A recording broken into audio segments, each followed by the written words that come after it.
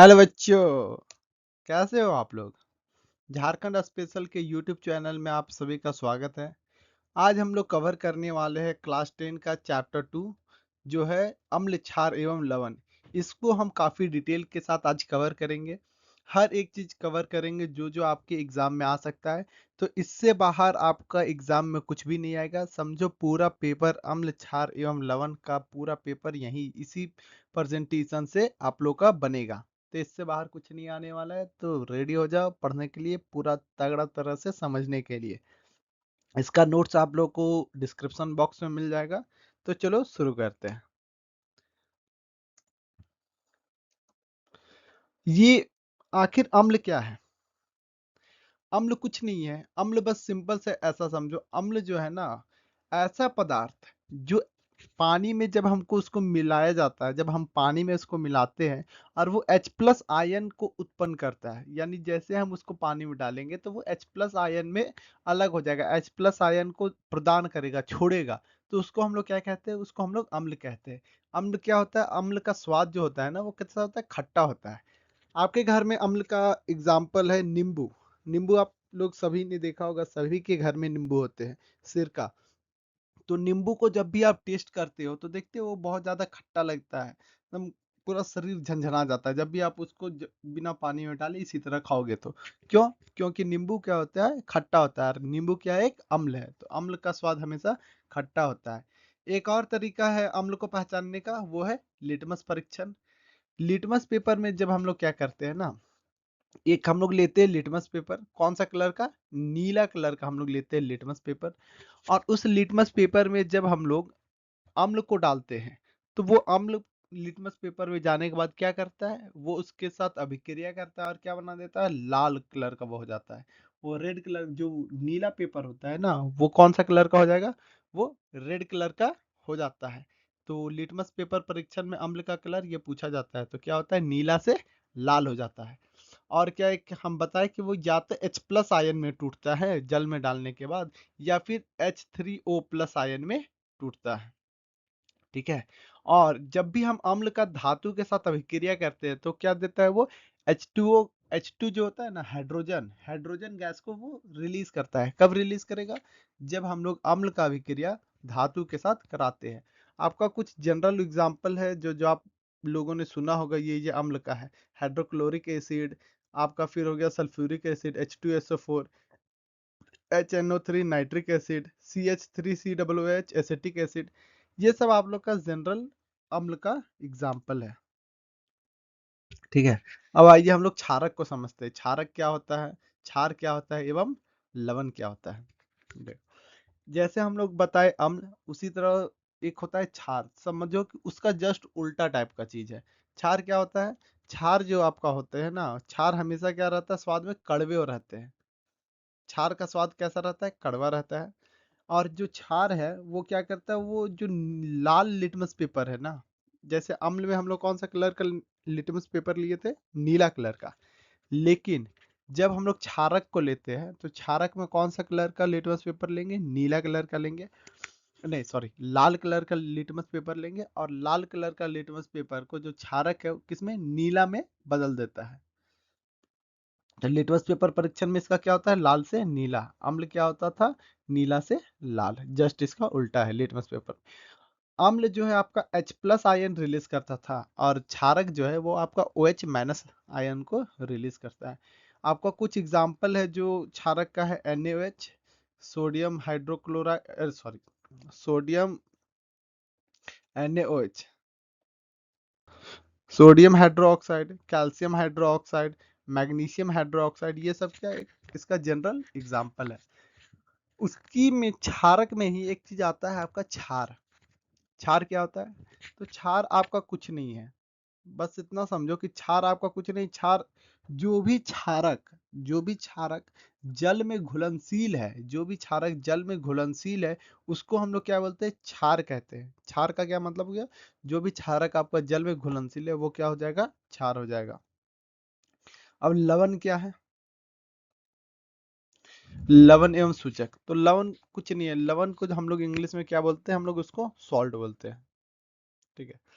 तो लवण कब बनता है, जब हम लोग एक अम्ल का और क्षारक का दोनों का अभिक्रिया कराते हैं तो उसमें क्या बनता है, लवण बनता है, और साथ साथ में क्या बनता है, जल बनता है। ये जो लवण है ना, ये क्या होता है, उदासीन होता है।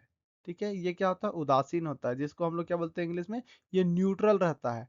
ना ही ये अम्लीय प्रकृति को दर्शाता है और ना ही ये क्षारक प्रवृत्ति को दर्शाता है। ये क्या रहता है, उदासीन रहता है, यानी न्यूट्रल रहता है। ना इसमें अम्ल का गुण है, ना इसमें क्षार का गुण है। ये न्यूट्रल है, बीच का है, ना इधर ना उधर। और साथ साथ में इसके साथ क्या बनता है, जल बनता है।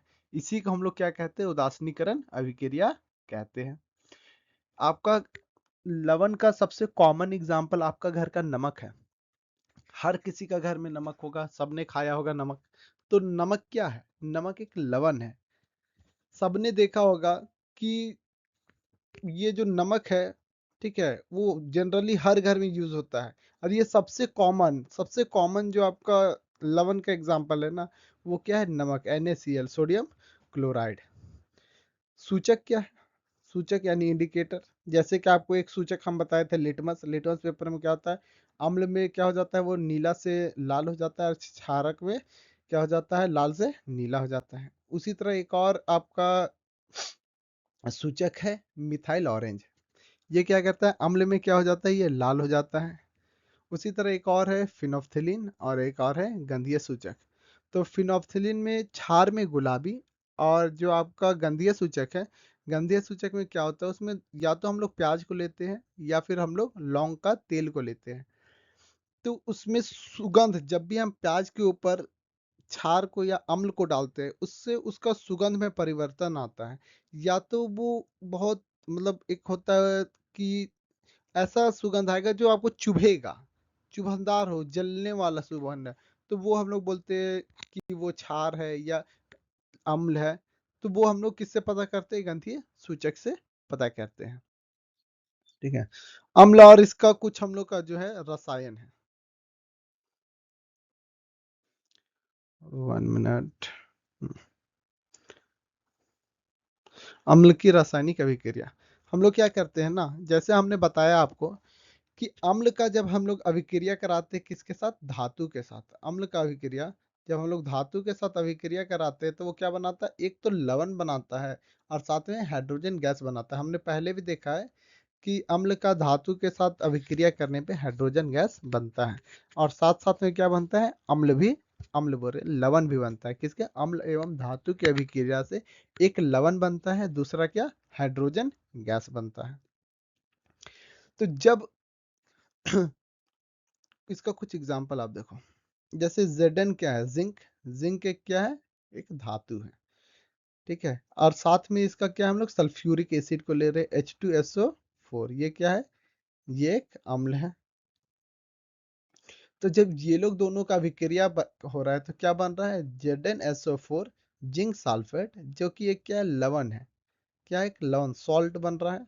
ठीक है, सॉल्ट का क्या गुण होता है कि ना ही वो अम्लीय होता है, ना ही वो क्षारीय होता है, वो उदासीन होता है, न्यूट्रल होता है। और साथ ही साथ में क्या बन रहा है, इसके हाइड्रोजन गैस बन रहा है। ये ऊपर का एरो आपको क्या बताता है, ऊपर ऐसे एरो दिया हुआ है, ये आपको बताता है ना कि ये क्या है, ये गैस है। ये गैस के फॉर्म में है, किसके फॉर्म में है, गैस के फॉर्म में है। एक और उदाहरण आपका आयरन प्लस हाइड्रोक्लोरिक एसिड का है, तो क्या बना रहा है, आयरन क्लोराइड और हाइड्रोजन गैस उसमें रिलीज हो रहा है। और एक आप लोग का जनरल क्वेश्चन आता है कि अगर जो भी ये सब अभिक्रिया हो रहा है तो उसमें हाइड्रोजन गैस निकल रहा है, उस वो हम लोग को पता कैसे चलेगा कि यहाँ पे हाइड्रोजन गैस निकल रहा है। तो इसका सबसे कॉमन सा जो है ना एक्सपेरिमेंट, जिसके थ्रू ये पता चलता है, तो जो भी आप H2 होगा ना, हाइड्रोजन गैस जहां से निकल रहा है, वहां पे आप जलती हुई मोमबत्ती या फिर आप माचिस के तिल्ली को वहां पे जब लेके जाओगे ना जला के, तो वो क्या होगा, वो पॉप पॉप का आवाज करके वो चीज बुझ जाएगा। ये क्यों होता है, क्योंकि हाइड्रोजन एक बहुत ही ज्वलनशील गैस होता है। तो जैसे ही वो आग के कांटेक्ट में आता है तो वो इतना तेजी से जलता है कि उसमें साउंड आता है पॉप का, और वो उस चीज को बुझा देता है। ठीक है, अगर हम अम्ल का धातु के कार्बोनेट या हाइड्रोकार्बोनेट के साथ एक्सपेरिमेंट करते हैं, यानी अभिक्रिया कराते हैं, तो उसमें क्या बनता है, लवण, इसमें भी लवण बनेगा। ठीक है, साथ में क्या बनेगा, कार्बन डाइऑक्साइड CO2, एंड एक और क्या बनेगा, जल H2O। ठीक है, ये 3 चीज आपका बनेगा। जैसे आज आप एक एग्जांपल ले लो, Na2CO3, Na2 क्या है, धातु, और उसका CO3 यानी कार्बोनेट। तो ये क्या है, धातु का कार्बोनेट है। उसको हम लोग किसके साथ, 2HCl हाइड्रोक्लोरिक एसिड के साथ क्या कर रहे हैं, अभिक्रिया करवा रहे हैं। तो उसमें क्या हम लोग का बन रहा है, उसमें हम लोग का बन रहा है 2NaCl। NaCl क्या है, एक लवण है, सोडियम क्लोराइड। साथ में क्या हम लोग का बन रहा है, H2O जल, और साथ में कार्बन डाइऑक्साइड। ठीक है, कार्बन डाइऑक्साइड को कैसे हम लोग पहचाने, जैसे H2O को पहचानने का था ना, तो कार्बन डाइऑक्साइड को भी पहचानने का एक जनरल अभिक्रिया है। हम लोग क्या कहते हैं, जो चूने रहता है, चूने का पानी, चूने का पानी का क्या होता है, CaOH, सोडियम हाइड्रो।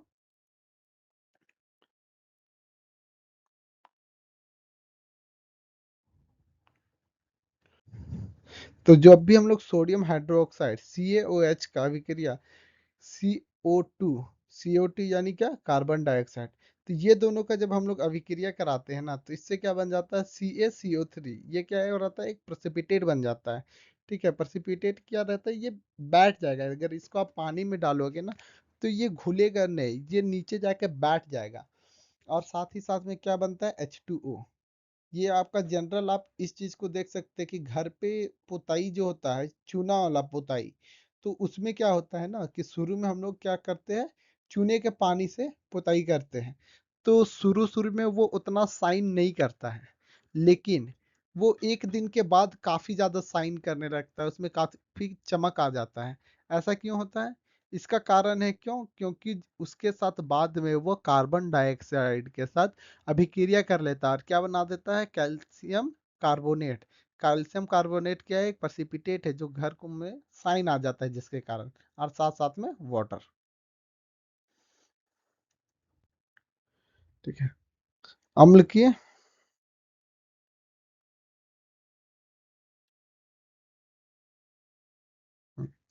अगर अम्ल और क्षार का दोनों का अगर हम लोग अभिक्रिया कराएंगे तो क्या होगा,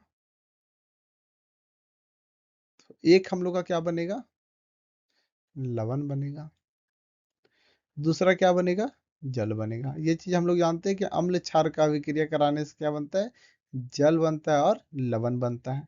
जैसे एग्जांपल हम ले लेते हैं, NaOH सोडियम हाइड्रोक्साइड क्या है, एक क्षार है, और सोडियम क्लोराइड क्या है, एक अम्ल है। ये दोनों का जब हम लोग आपस में अभिक्रिया कर रहे हैं, तो क्या बन रहा है, NaCl सोडियम क्लोराइड और प्लस H2O बन रहा है। ठीक है, जिसमें क्या है, सोडियम क्लोराइड क्या है, लवण है, जैसे कि हम बोले थे, एक यहाँ पे लवण बनेगा। दूसरा क्या है, H2O, H2O क्या है, H2O जल है। देखो, ये हो रहा है ना, अम्ल एवं क्षार का अभिक्रिया करने से क्या बन रहा है, लवण बन रहा है एवं जल बन रहा है।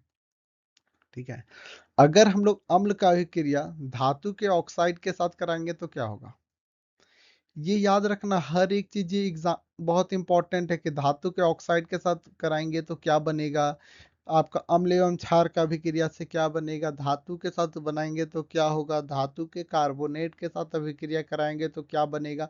ये सारा चीज एग्जाम के क्वेश्चन आते हैं, तो ये सब जो है ना आपका इम्पोर्टेंट है, तो यहाँ पे आप फोकस करके इन चीजों को समझने का ट्राई करो। जब भी हम लोग धातु के ऑक्साइड के साथ अभिक्रिया कराते हैं ना, तो वो क्या बनाता है, पहला तो लवण बनेगा, लवण तो ये सब में बनेगा, लवण बनेगा। दूसरा क्या बन रहा है, जल बन रहा है। ठीक है, अब यहाँ पे आओ। अब यहाँ पे एक चीज चीज समझने वाला कॉन्सेप्ट है। आप लोगों ने नोटिस किया कि यहाँ अम्ल एवं क्षार में भी यही चीज बन रहा था, जो चीज अम्ल एवं धातु के ऑक्साइड में बन रहा है। ऐसा क्यों हो रहा है, आप लोगों ने ये गौर किया होगा, ऐसा हो क्यों रहा है। तो इसके पीछे एक कारण है, जो धातु का ऑक्साइड है ना, धातु का ऑक्साइड वो किसके जैसा काम करता है, वो क्षारक जैसा काम करता है। किसके जैसा, क्षारक जैसा काम करता है। इसीलिए जब वो क्षारक जैसा काम करता है, तो यहाँ पे क्या बनेगा, अम्ल एवं जल, और ये दोनों अभिक्रिया एक जैसा हो जाएंगे। क्यों, क्योंकि अम्ल और क्षार मिलने से लवण एवं जल बनता है। यहाँ पे अम्ल है, और धातु का ऑक्साइड जो है वो क्षारक के जैसा काम करता है। जब वो क्षारक के जैसा काम करेगा, तो ये अभिक्रिया किसका हो जाएगा, अम्ल एवं क्षार का। तो वो क्या बना देगा, जल एवं लवण। उसी का एक एग्जांपल है CuO, कॉपर ऑक्साइड, और जिसमें हम लोग क्या सल्फ्यूरिक एसिड के साथ उसका विक्रिया करा रहे हैं, तो क्या बन रहा है, CuSO4, लवण बन रहा है, कॉपर सल्फेट, और जल का निर्माण हो रहा है। और जस्ट इसी का उल्टा है जब हम लोग क्षारक के साथ, ठीक है, अधात्विक का ऑक्साइड, वहां पे हम लोग धातु का ऑक्साइड का इस्तेमाल किए थे, यहाँ पे हम लोग क्या कर रहे हैं, अधातु का ऑक्साइड का हम लोग क्या कर रहे हैं, इस्तेमाल कर रहे हैं। ठीक है, जब हम लोग अधातु के ऑक्साइड को क्षारक के साथ अभिक्रिया कराते, तब पर भी लवण एवं जल ही बनेगा। ठीक है, लेकिन जो ये अधातु का ऑक्साइड है ना, ये किसका जैसा काम कर रहा है, ये अम्लीय जैसा, अम्ल के जैसा, अम्लीय प्रकृति का होता है। कौन, धातु का जो आपका ऑक्साइड, अधातु का ऑक्साइड होता है, वो किसके जैसा काम करता है, अम्ल के जैसा काम करता है। ये अम्लीय प्रकृति का होता है, जिसके कारण से क्षारक उसके साथ अभिक्रिया करके जल एवं लवण का निर्माण करता है।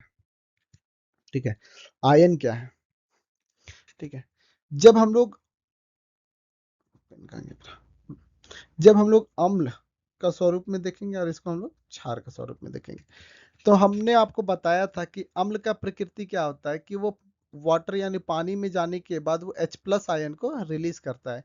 तो यहाँ पे एग्जांपल देखो, जैसे हाइड्रोक्लोरिक एसिड है HCl, तो HCl किस में टूट जाता है, H+ में टूट जाता है, और Cl- में टूट जाता है।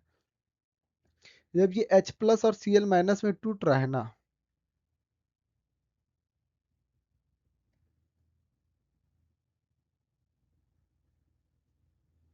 वन मिनट,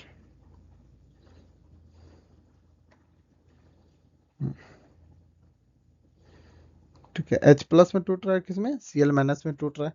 तो इसमें ऐसा क्यों टूट रहा है, ठीक है, ये चीज है। अम्ल का हम लोग क्या जानते हैं कि अम्ल जो है वो H+ आयन को रिलीज करता है, और जो क्षार है वो किसको, OH- आयन को रिलीज करता है। जो ये प्लस वाला है ना, इसको हम लोग क्या बोलते हैं, इसको हम लोग बोलते हैं कटायन बोलते हैं, और इसको क्या हम लोग बोलते हैं, अनायन बोलते हैं। ठीक है, इसका जो आयन का क्या मतलब है, कि किसी भी तत्व के, जो समझो कि सर के ऊपर कोई ना कोई चार्जेस, जो चार्जेस है प्लस या माइनस का, जब उसके ऊपर हो, तो उसी को हम लोग क्या बोलते हैं, आयन बोलते हैं। ठीक है, ऋणात्मक एवं धनात्मक, पॉजिटिव है तो धनात्मक हो गया, और नेगेटिव है तो ऋणात्मक हो गया। और जो इसी से जो प्लस है ना, जो अम्ल आपका H+ आयन रिलीज कर रहा है, इसी से हम लोग को यह भी पता चलता है कि वह अम्ल कितना मजबूत है, कितना स्ट्रांग है। ठीक है, इसको हम लोग आगे और भी डिटेल में कवर करेंगे। अब देखो क्षारक का क्या है, क्षारक का अम्ल आयनिक स्वरूप क्या है, वो क्या करता है, OH- में टूटता है। किस में टूटता है, क्षार, क्षार जो है आपका OH- में टूटता है। ठीक है, विद्युत का चालकता, तो हाँ, विद्युत का चालकता इसमें अच्छा रहता है। क्यों, क्योंकि ये आयंस में टूट रहा है, आयंस में टूट रहा है, तो वो आयंस जो विद्युत को है, एक जगह से दूसरी जगह ट्रांसफर करवा सकते हैं इजिली, किसको, इलेक्ट्रॉन का। और हम लोग जानते हैं इलेक्ट्रॉन का फ्लो से ही विद्युत का निर्माण होता है। हाँ, उदासीनीकरण, उदासीनीकरण क्या है, उदासीनीकरण कुछ नहीं है, नॉर्मल सा फिनोमिना है, कि जब भी हम लोग, देखो ये पॉजिटिव चार्जेस है H के ऊपर, और OH के ऊपर क्या है, नेगेटिव चार्जेस है। तो आपस में जब पॉजिटिव नेगेटिव को मिलाए, तो ये H2O बना, क्या है, ये न्यूट्रल है, उदासीन है, इसके ऊपर कोई चार्जेस नहीं है। बस यही उदासीनीकरण, मतलब कि उसके ऊपर कोई भी चार्जेस नहीं बचे, वो न्यूट्रल रहे, उदासीन रहे। अम्ल को जब हम लोग जल में मिलाते हैं तो H+ मिलता है, क्षार को हम लोग मिलाते हैं क्षारक को, तो OH- मिलता है।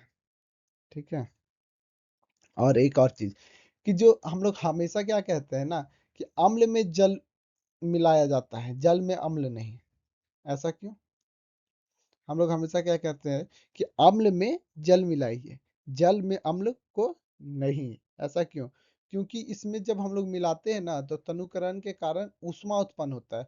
वो ऊष्मा आपको नुकसान पहुंचा सकता है, जब हम लोग अगर जल में अम्ल को डालेंगे।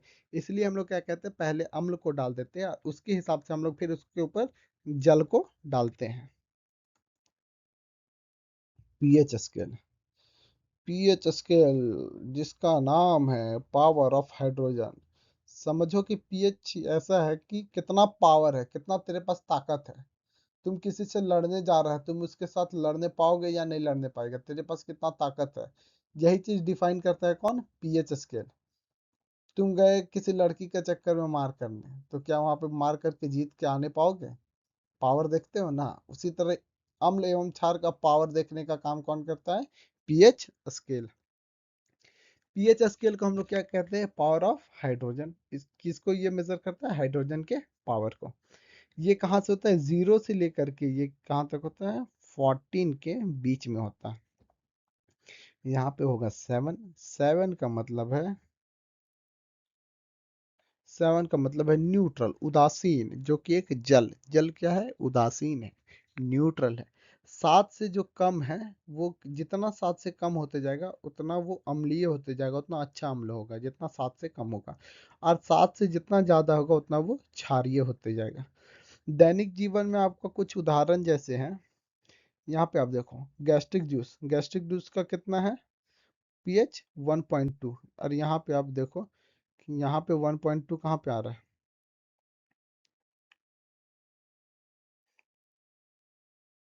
देखो 1.2 इस पॉइंट पे आ रहा है, 14 तक में ये कहाँ है? बहुत ही कम है। तो ये क्या है? बहुत ही स्ट्रांग अम्ल है, बहुत ही स्ट्रांग एसिड है। उसके बाद क्या है? लेमन जूस यानी नींबू का रस। उसका कितना पीएच होता है? 2.2। वो भी देखो एक अच्छा अम्ल है। फिर विनीगर है, यहाँ पे टमाटो है। प्योर वाटर कितना हो जाएगा? ये 7 हो जाएगा। ब्लड, ब्लड जो हम लोग का रक्त है वो क्या हो जाता है? 7.4। 7.4 यानी क्या हो गया? ये एक क्षारक है, ये अम्ल नहीं है, ये क्या है? क्षारक है। ठीक है।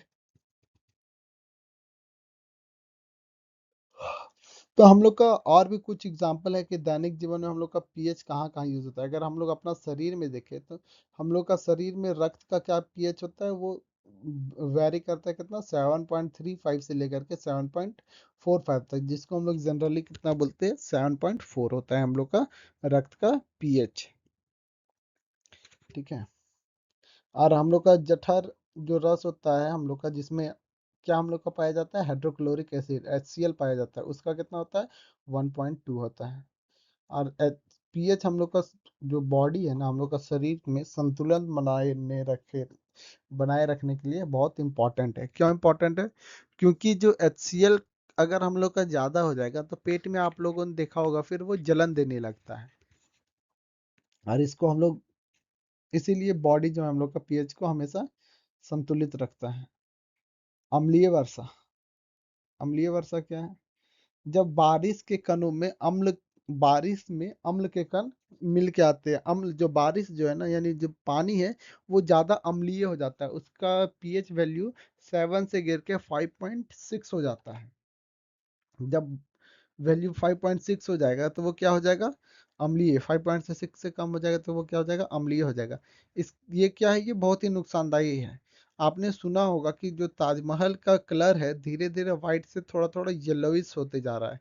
इसका कारण क्या है? क्योंकि जो अम्लीय वर्षा है, अम्लीय वर्षा में आपका SO2 जो हम लोग को बोलते हैं सल्फर ऑक्साइड एवं नाइट्रोजन ऑक्साइड गैस मिले रहते हैं, जो कि उसके कलर को थोड़ा थोड़ा एलोइस कर रहे हैं। क्या ये हानि करता है? इमारत में हानि करता है, फसलों को हानि करता है, जलीय जीव में यह हानि करता है। एक और आपका एग्जाम्पल है अम्लीय का, वो है दांत का क्षय होना। दांत का क्षय होना क्या है? क्योंकि हम लोग का जो मुंह का पीएच होता है दांतों में, वो 5.5 से कम होता है, जिसके कारण से दांत का इनेमल क्या होता है? गलता है। इसीलिए हम लोग हमेशा हर सुबह सुबह कॉलगेट यानी टूथपेस्ट का यूज करते हैं, जो क्या रहता है? एक क्षारक रहता है। वो क्षारक रहता है तो हम लोग को अम्ल वो क्षार दोनों मिलके हम लोग का मुंह का जो पीएच को है वो बैलेंस कर देता है। ठीक है। और कहाँ कहाँ हम लोग, जैसे मधुमक्खी का डंक में कौन सा अम्ल पाया जाता है? मिथेनोइक अम्ल पाया जाता है, मिथेनोइक ऑक्साइड। ठीक है, मिथेनोइक ऑक्साइड अम्ल पाया जाता है। और अगर ये काट दिया मधुमक्खी तो इसका क्या उपाय है? अगर अम्ल है इसके अंदर तो हम लोग को क्षार लाना पड़ेगा। तो वो क्षार लाने के लिए हम लोग क्या करते हैं, हम लोग बेकिंग सोडा का इस्तेमाल करते हैं। जहाँ पे मधुमक्खी काटा है उसके ऊपर हम लोग बेकिंग सोडा को लगाते हैं। बेकिंग सोडा क्या है, एक क्षार है। तो वो क्षार के कारण हम लोग का फिर वो जो पेन होता है मधुमक्खी काटने पर, वो ठीक हो जाता है। आप में से कितने सारे लोगों को काटा है मधुमक्खी? जिसको काटता है उसको पता है कितना दर्द होता है, तुरंत में मियाने लगेंगे मैं दर्द से। बहुत खतरनाक चीज है। चींटी का डंक में क्या होता है, फॉर्मिक एसिड पाया जाता है। ठीक है। मिट्टी में, मिट्टी का पीएच हम लोग इस प्रकार देखते हैं ना कि फसल के लिए जो उपयुक्त है पीएच वो कितना होता है, 6 से 7 होता है। अगर अम्लीय है तो उसमें चूना मिला, क्योंकि चूना क्षारीय होता है। अगर क्षारीय है तो उसमें जैविक खाद उपयोग कीजिए। बल वाला अम्ल कौन कौन सा है, और दुर्बल यानी कमजोर कौन कौन सा है, और ताकतवर अम्ल कौन कौन सा है, इसका हम लोग पहचान कैसे करते हैं? तो ताकतवर अम्ल जो स्ट्रॉन्ग एसिड है ना, उसका पहचान हम लोग जनरली एक ही तरीका से करते हैं कि जो भी अम्ल आपका, पेन कहाँ गया, जो भी अम्ल आपका पानी में जाने के बाद इजिली, सबसे आसानी से जो H+ आयन को रिलीज करे, जो सबसे आसानी से H+ आयन को छोड़े, ठीक है, H+ आयन को दे, वो क्या होता है, एक अच्छा यानी स्ट्रॉन्ग अम्ल होता है, बलपूर्वक अम्ल होता है। कौन? जो पानी में अपना H+ आयन को एकदम इजिली आसानी से दे दे। ठीक है। और जिसका पीएच कितना होना चाहिए, पीएच 2 से कम होना चाहिए, तो वो क्या है, एक स्ट्रॉन्ग अम्ल है। उसका पीएच कितना होना चाहिए, 2 से कम होना चाहिए। उसके अलावा और क्या होना, विद्युत का वो क्या होगा, अच्छा सुचालक होगा। क्यों? क्योंकि वो H+ आयन को इजिली दे देगा, तो वो आयंस रहेगा पानी में, तो विद्युत का अच्छा चालक होगा ही होगा। तो स्ट्रॉन्ग का एक ही चीज डेफिनेशन है, क्या है, कि वो H+ आयन को इजिली दे दे। इसका आपको 2-3 याद रखना है कि कौन कौन स्ट्रॉन्ग आपका अम्ल है। H है हाइड्रोक्लोरिक एसिड, दूसरा है सल्फ्यूरिक एसिड H2SO4, एंड तीसरा है नाइट्रिक एसिड HNO3। ठीक है। दुर्बल अम्ल क्या है, जो H+ आयन को आसानी से नहीं छोड़े, जो H+ आयन को पानी में आसानी से रिलीज नहीं करता है, छोड़ नहीं पाता है, वो क्या है, वो एक दुर्बल अम्ल है। ठीक है। दुर्बल अम्ल का आपका एग्जाम्पल हो गया एसिटिक एसिड CH3COH, H2CO3, ये सब क्या हो गया, ये सब आपका क्या हो गया, दुर्बल अम्ल के एग्जाम्पल हो गया। दुर्बल का क्या मतलब है कि H+ को आसानी से नहीं छोड़ना, H+ क्या हो, कम हो पानी में। ठीक है। तो वो क्या हो जाएंगे, दुर्बल अम्ल हो जाएंगे। दुर्बल अम्ल का पीएच कितना होता है, दुर्बल अम्ल का पीएच लगभग 3 से लेकर के 6 के बीच में होता है। कितना, 3 से लेकर के 6 के बीच में दुर्बल अम्ल का पीएच होता है। विद्युत का क्या होता है, विद्युत का चालक कम होते हो। क्यों? क्योंकि पानी में उतना ज्यादा आयंस नहीं होगा, तो इलेक्ट्रॉन का फ्लो नहीं होता पाता है। ठीक है। लवण क्या है, तो हम लोग जानते हैं लवण क्या है। जब अम्ल एवं क्षार का हम लोग अभिक्रिया बनाते हैं तो एक लवण बनता है। लवण क्या होता है, एक उदासीन होता है, उसमें ना ही अम्लीय गुण पाया जाता है और ना ही क्षारीय गुण पाया जाता है। ये क्या है, एक आयनिक यौगिक है। ये चीज याद रखना। जो आपका लवण है ना, वो क्या है, एक आयनिक यौगिक है। ठीक है। कैसे? क्योंकि अम्ल क्या देता है, H+ आयन देता है, क्षारक क्या देता है, OH- आयन देता है। तो ये क्या है, दोनों आयन है, और आयन से मिला हुआ यौगिक को क्या कहते हैं हम लोग, आयनिक यौगिक कहते हैं। ये उदासीन होता है। ठीक है। जिसका पीएच कितना होता है, उदासीन का पीएच होगा हमेशा 7। एक उदाहरण इसका है NaCl, सोडियम क्लोराइड। अम्लीय लवण का क्या मतलब है और क्षारीय लवण का क्या मतलब है? तो अम्लीय लवण का क्या मतलब है, कि समझो तुम, यहाँ से एक अच्छा सा एग्जांपल से तुमको समझाते हैं। अम्लीय लवण जब हम लोग बलपूर्वक, यानी समझो ना कि एक ग्रुप है। ठीक है। एक ग्रुप है जिसमें तुम हो काफी ताकतवर, मोटा तगड़ा, एकदम हट्टा कट्टा हो तुम, और एक है दुबला पतला। तो उस ग्रुप को कौन डोमिनेट करोगे, किसका राज चलेगा, तुम्हारा ही चलेगा। क्यों? क्योंकि तुम हो हट्टा कट्टा, लंबा चौड़ा, मतलब देख के लोग तुमसे डरेंगे, तुम डोमिनेट करोगे उस ग्रुप के तुम हेड रहोगे। उसी तरह अम्लीय लवण का क्या मतलब है? जब हम लोग अम्ल एवं क्षार का अभिक्रिया करते हैं, तो अम्ल इसमें क्या रहता है? अम्ल इसमें ताकतवर रहता है, बाहुबली रहता है कि हाँ, यहाँ का बाहुबली तो हम है यहाँ का ताकतवर। और जो क्षारक रहता है वो दुर्बल रहता है, पतला सितला डरा रहता है कि नहीं हम भी नहीं टिकने पाएंगे। तो उसी में जहाँ पे अम्ल ताकतवर है और क्षार जो है वो दुर्बल है, तो उसको हम लोग क्या कहते हैं? अम्लीय लवण कहते हैं। क्यों? क्योंकि अम्ल क्या है? यहाँ पे ताकतवर है, उसका पीएच 7 से कम होगा, तो वो क्या हो जाएगा? अम्लीय लवण होगा। सिंपल सा है कि अम्ल जिसमें ताकतवर, क्षार जिसमें कमजोर, वो अम्लीय। क्षार जिसमें ताकतवर, अम्ल जिसमें दुर्बल, वो क्या हो जाएगा? क्षारीय। क्षारीय लवण का पीएच 7 से अधिक होगा, अम्लीय का 7 से कम होगा। कुछ एग्जाम्पल आपका है NH4Cl, जिसको हम लोग बोलते हैं अमोनियम क्लोराइड। एक और है FeSO4 ferrous sulphate, CuSO4 copper sulphate. ठीक है। आपका क्षारीय लवण कौन कौन हो गए? Na2CO3, जिसको हम लोग क्या बोलते हैं? Sodium carbonate. CH3COONA sodium acetate, या फिर NaHCO3, जिसको हम लोग बोलते हैं बेकिंग सोडा। तो इतना चीज आपको समझ में आया? आइए हम लोग अब इसको समझते हैं। ये आपका काफी इंपॉर्टेंट है, इससे एग्जाम में क्वेश्चन भी आते हैं। क्लोर क्षार प्रक्रिया। ये क्या है क्लोर क्षार प्रक्रिया? कुछ नहीं है, बहुत आसान से तुम समझो। हम लोग क्या लेते हैं? एक लवण लेते हैं NaCl। ठीक है। NaCl को हम लोग क्या कहते हैं? NaCl जलीय विलयन ब्राइन में विद्युत प्रवाह प्रवाहित किया जाता है। NaCl जो हम लोग एक लवण लेते हैं, उसमें हम लोग क्या कहते हैं? विद्युत, यानी विद्युत का उसके ऊपर प्रवाह कहते हैं। जब हम लोग विद्युत को उसके ऊपर से प्रवाहित करते हैं, तो उससे क्या होता है? उससे ये होता है ना कि जो हम लोग NaCl लिए है, इसको हम लोग कहाँ पे मिलाएंगे? पानी में मिला के रखे हैं। ठीक है।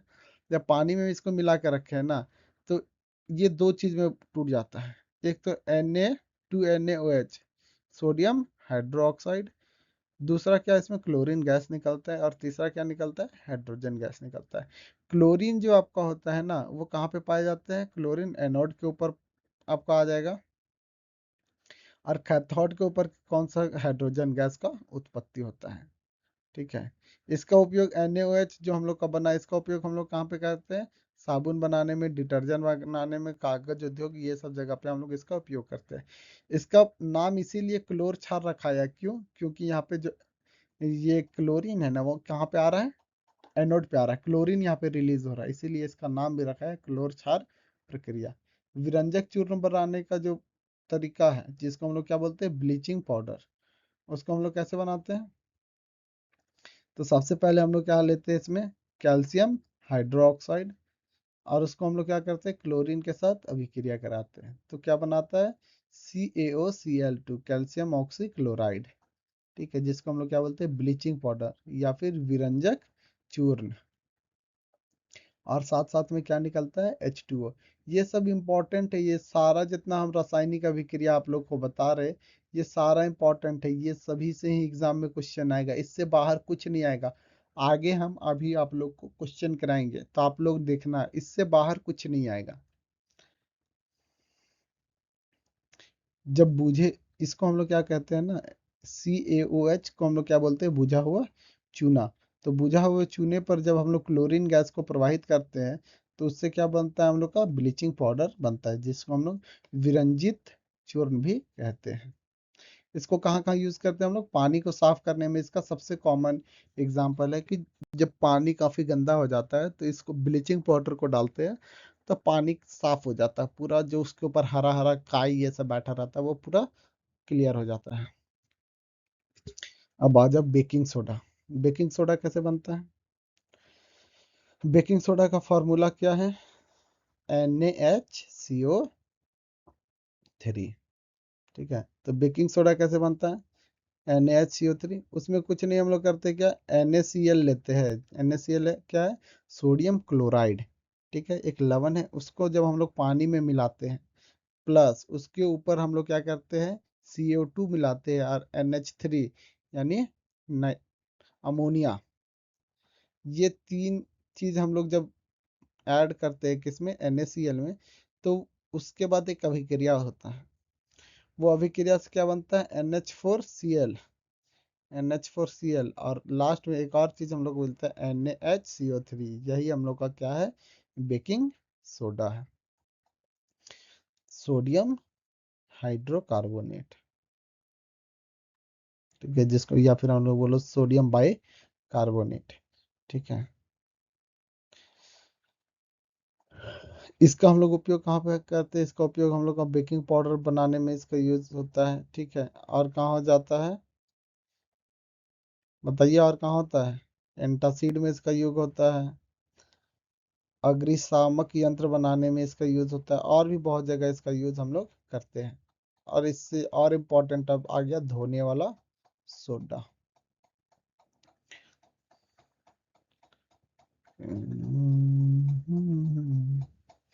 धोने वाला सोडा का यूज अब हम लोग कहाँ करते हैं, और धोने वाला सोडा का रासायनिक फॉर्मूला क्या होता है, इसका फॉर्मूला होता है Na2CO3 इंटू 10H2O, यानी सोडियम कार्बोनेट डाइहाइड्रेट।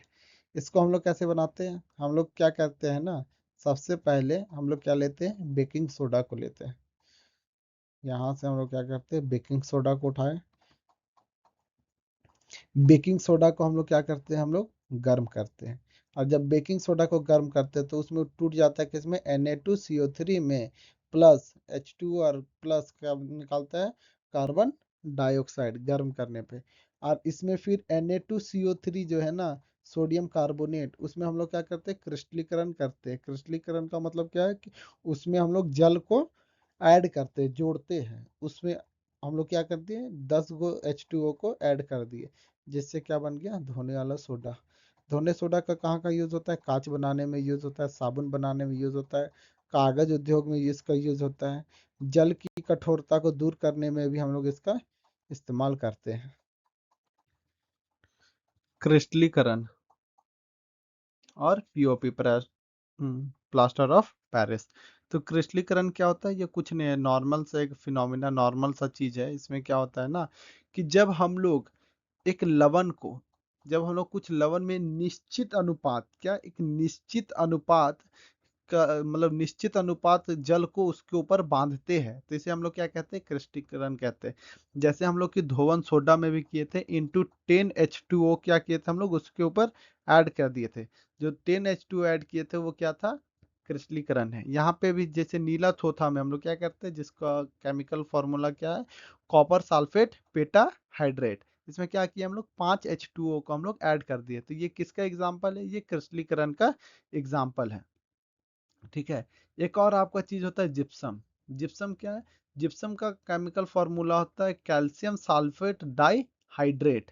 ये कैसा होता है, ये सफेद पारदर्शी क्रिस्टल होता है, ठीक है। अब हम लोग ये देखते हैं कि क्रिस्टली जो क्रिस्टल जल है उसका क्या महत्व है। हम लोग बोले ना कि इसको एक निश्चित अनुपात में किसको मिलाते हैं, जल को। तो जल का जो क्रिस्टल है उसका क्या महत्व है, इसका कहाँ पे हम लोग यूज करते हैं, क्या इंपॉर्टेंस है। तो इसका सबसे बड़ा क्या इंपॉर्टेंस है, ये क्या करता है, लवण को रंग देता है। जो लवण क्या होता है, लवण में कोई भी रंग नहीं होता है, लेकिन ये क्या करता है, लवण को रंग देता है। उसके अलावा क्रिस्टल संरचना बनाता है, कैसा संरचना बनाता है, क्रिस्टल संरचना बनाता है। और गर्म, जब हम इसको गर्म करते हैं तो क्या कर, ये निकल जाता है, निर्जल लवण बनाता है, निकल के क्या बनाता है, निर्जल लवण। जब हम लोग गर्म करेंगे तो पानी तो निकल जाएगा, और जब पानी बचेगा नहीं तो उसको निर्जल ही ना बोलेंगे, ठीक है। इसके अलावा हम लोग अब समझते हैं किसको, प्लास्टर ऑफ पेरिस, जिसको हम लोग क्या बोलते हैं, पीओपी, प्लास्टर ऑफ पेरिस। तो कुछ नहीं है, जो भी आपका जिप्सम है ना, इसको हम लोग क्या करते हैं, पहले गर्म करते हैं। पहले इसको गर्म करेंगे, और इसके ऊपर जब हम लोग इसको गर्म करके कितना, वन मतलब 1.5 H2O को हम लोग क्या करते हैं, हटा देते हैं, और जो बाकी बचा वो क्या है, वो है आपका प्लास्टर ऑफ पेरिस। जैसे यहाँ पे देखो, इसमें और इसमें क्या डिफरेंस है, इसमें और इसमें के लिए की अंतर है कि यहाँ पे 1/2 H2 है और यहाँ पे 2H2 है। तो 1.5, एक और आधा H2O को हम लोग क्या करते हैं, गर्म करके हटा देते हैं, तो क्या बन जाता है, प्लास्टर ऑफ पेरिस बन जाता है, जिसका पूरा नाम क्या है, chemical name calcium sulphate hemihydrate. ठीक है, इसका उपयोग सबसे इंपॉर्टेंट है और इसका फॉर्मूला, ये प्लास्टर ऑफ पेरिस समझो कि वीवीआई क्वेश्चन है। ठीक है, ये क्या वीवीआई है।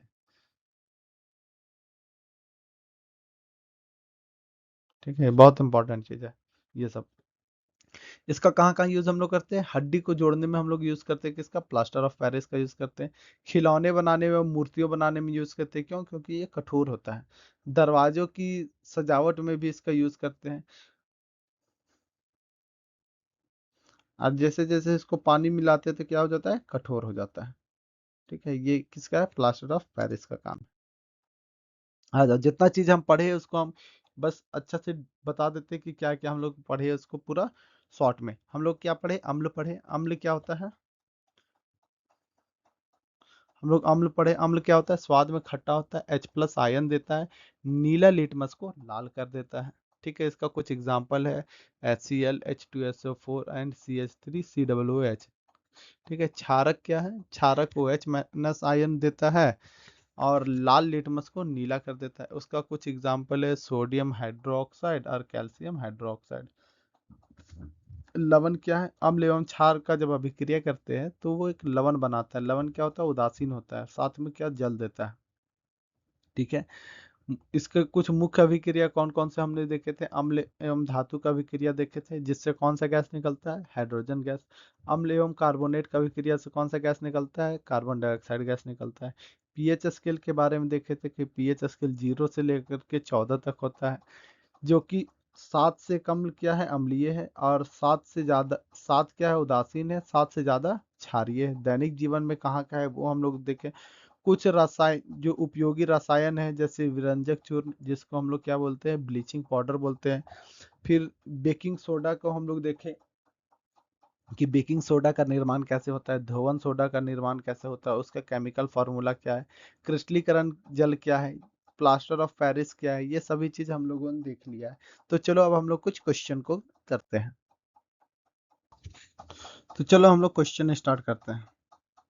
ठीक है, तो फर्स्ट क्या है हम लोग का, अम्ल का स्वाद कैसा होता है। तो हम लोग को पता है अम्ल का स्वाद कैसा होता है, खट्टा होता है। HCl जल में कौन सा आयन देता है, H+ आयन देता है। pH 7 का अर्थ क्या है, उदासीन है, ये भी हम जानते हैं। नीला लिटमस किसमें लाल हो जाता है, नीला किसमें लाल होता है, अम्ल में होता है। ठीक है, NaOH किसका उदाहरण है, NaOH क्या है, एक क्षारक का उदाहरण है। ये सब हम लोग सब देखे हैं।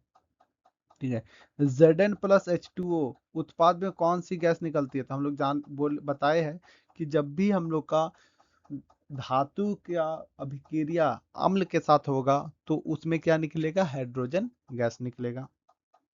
उदासीनीकरण अभिक्रिया क्या है, जल उसमें क्या बनता है, जल एवं लवण बनता है। रक्त का पीएच कितना है, 7.4। बेकिंग सोडा का रासायनिक क्या है, सोडियम बाइकार्बोनेट या sodium hydrocarbonate. Plaster of Paris का सूत्र क्या है, calcium CaSO4 into half H2O। देख लो ये क्वेश्चन है। और फिर आपका 7 से कम पर विलय होता है, अम्लीय। NaOH किस प्रकार का पदार्थ है, NaOH किस प्रकार का पदार्थ है, क्षारीय। विरंजक चूर्ण का रासायनिक सूत्र क्या होता है, अरे यहाँ पे थोड़ा सा दिक्कत है।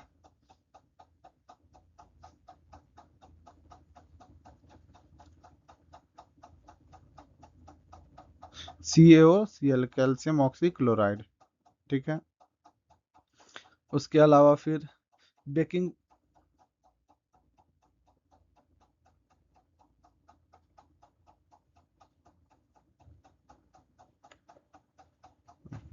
बेकिंग सोडा का रासायनिक नाम क्या है, बेकिंग सोडा का रासायनिक नाम क्या है बताइए। तो क्या है, सोडियम बाई कार्बोनेट। अम्ल वर्षा में पीएच कितना होता है, 5.6 से कम होता है। तो ये सब क्वेश्चन आप देख लेना, ये सारा क्वेश्चन आप कर सकते हो। क्यों, क्योंकि ये सारा क्वेश्चन हम कहाँ से दिए हैं, जो भी आपको पढ़ाए उससे बाहर कुछ भी नहीं आएगा। ये सब का PDF हम आपको डिस्क्रिप्शन बॉक्स में दे देंगे। ठीक है, थैंक यू। आपका सारा चीज़ आप ये क्वेश्चन को खुद से ट्राई करना, जो भी नहीं बनेगा वो कमेंट सेक्शन में आप कमेंट करना, मैं उसका रिप्लाई दूँगा आपको। और वीडियो अच्छा लगा हो तो लाइक एंड सब्सक्राइब ज़रूर करें, वीडियो को शेयर करें और इसी तरह आपका 10 क्लास का कंप्लीट साइंस आपको यहाँ पे कवर किया जाएगा। एक प्लेलिस्ट है, उस प्लेलिस्ट में जाके आप कंप्लीट साइंस को कर सकते हो। Thank you.